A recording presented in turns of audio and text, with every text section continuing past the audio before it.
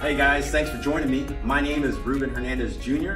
and this video log that I'm presenting you is going to be talking about how exercise is medicine. So in the year 2007, American College of Sports Medicine set out to create the Exercise is Medicine initiative or campaign. And their main goal was to make physical activity a standard component in chronic disease prevention and management. So the idea was nationally to figure out how we can promote exercise as being extremely beneficial, how exercise can reduce and prevent symptoms of many chronic diseases, and how we can get people on board, both physicians and patients, in the healthcare system. So after a couple of years nationally doing so well in the global scene, organizations in health and medicine and fitness were trying to get on board. So fortunately, it has done so well that the Exercise is Medicine initiative is in 40 countries. So we're talking about Central America, South America, Europe, Southeast Asia, Australia, all over the world, which is really impressive and it's very promising. So what they're looking at is physical activity hours. If you're a patient and you go to your physician, the initiative is to start having physicians ask you, what is your physical activity level like?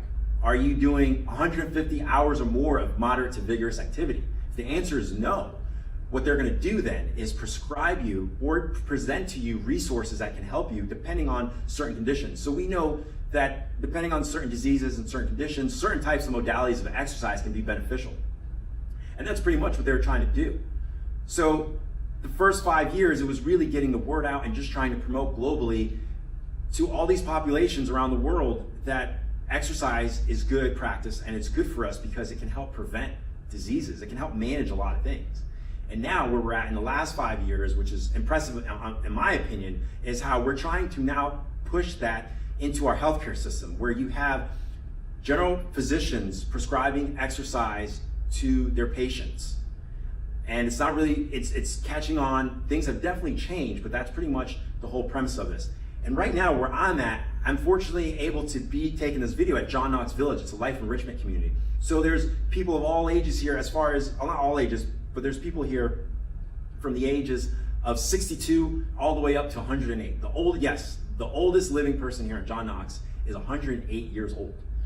That's impressive. I was fortunate enough to interview a resident here who is very physically active in the community here and in the fitness studio itself. She participates in multiple classes weekly and lives a very active lifestyle. And when you see her talk and you see how vibrant she is, and you see how she talks about the difference between her peers that are inactive, that don't participate and have less than 150 hours of moderate to vigorous exercise, there's a noticeable difference. And that's the amazing part about this, is that there's proof that this is real. It's, it is definitely something that we need to take notice of. We need to promote it. I'm a fitness professional, so here I am talking to you about it, and that's why I created this. So right here, you're gonna see this interview.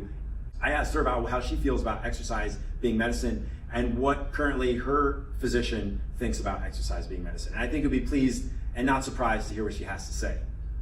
All right, so here it is, the interview, and I hope you enjoy, and then I'll be right back with you. Good morning, and I am here with Sandy. Sandy, could you tell me a little bit about yourself as far as your current situation, where you live? All right.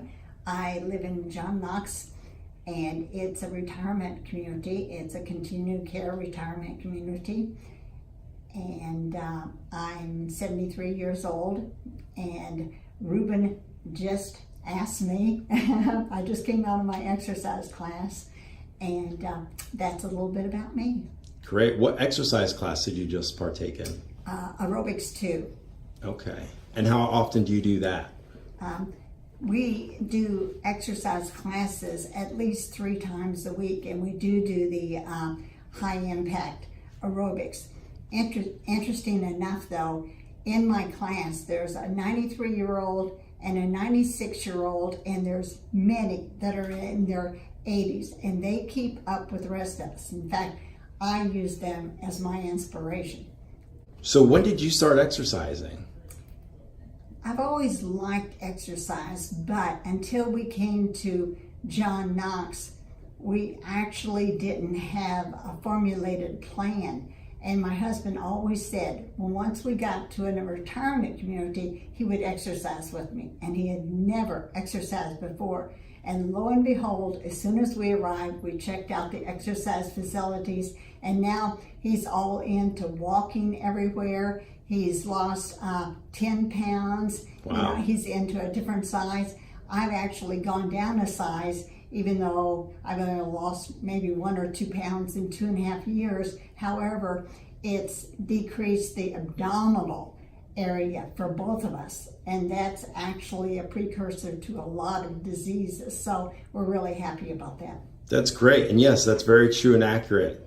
What are your reasons for exercising? You kind of touched base on it overall. Well, it makes me feel happy. I mean, just the fact that we get out and we do something good for ourselves, and also the social interactions with others in the class. It's wonderful.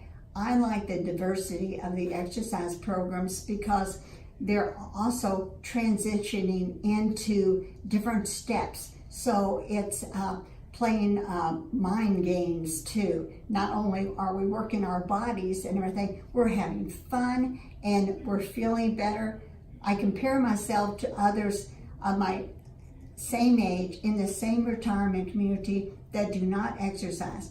And for the most part, they're a larger size, and they don't have the pep and the energy. You know, it just gives me, and it relieves the stress that I feel for the day. So it's just my happy moments when I come here. That's great. That's great. So you would definitely say exercise does and has improved the quality of your life? Definitely. Okay, Definitely. Good. And my husband's also. And your husband, which Yes. is just important because you Yes. guys are in this together. That's right. Great. Okay. So what tips would you recommend to a healthy, active aging population or those considering a lifestyle change? Well, to incorporate a healthy eating routine along with the exercise and to get the sleep. Those are the 3 factors I think that are essential. But without the exercise, you know, you really, really can't tighten up the muscles, and you also lack the social interactions. Like I said, that is so important. Absolutely. Understood. Wow, these are great answers. Okay, so final question of the day. Do you feel healthcare providers, particularly primary care physicians, should incorporate exercise in treatment plans for their patients and refer them to credentialed programs and fitness professionals? Absolutely.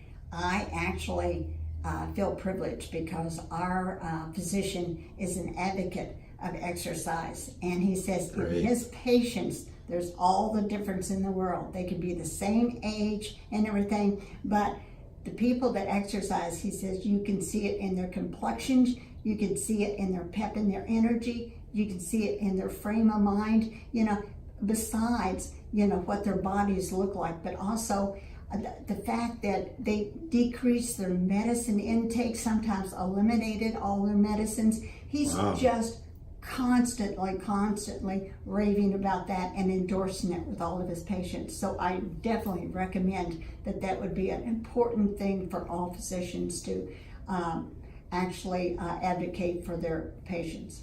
Wow, great. That's a great answer. Okay. So that wraps this interview session up. I want to thank you, Sandy, for taking the time out of your You're day, quite or your welcome. morning after working out, and having a little Q&A with me about what's important to you in your life.